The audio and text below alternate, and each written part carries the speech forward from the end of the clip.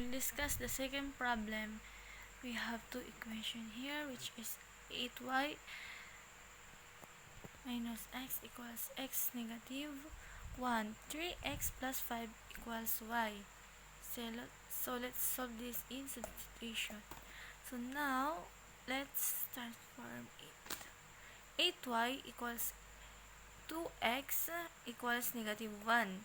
3x and then negative y equals, here is x, negative 5. And then transform it. 8 equals 3x plus 5. Now, this is our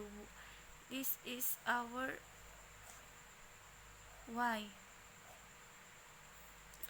Now, 8 plus in open parenthesis, our y is 3x plus 5 equals negative 2x equals negative 1.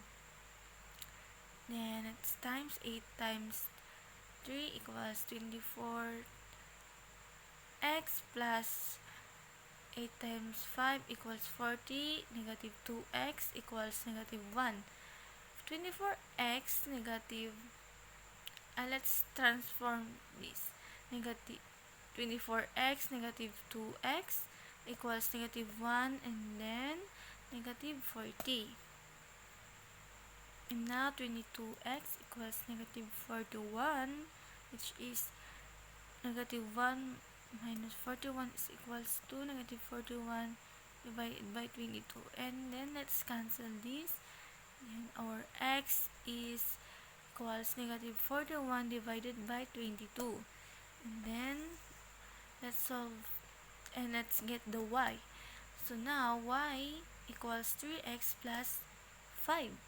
Y equals 3, and then our x is negative 41 divided by 2 plus in open parenthesis plus 5, and y equals negative 123 plus 110 divided by 8 to 22, and our y is negative 13 minus divided by 22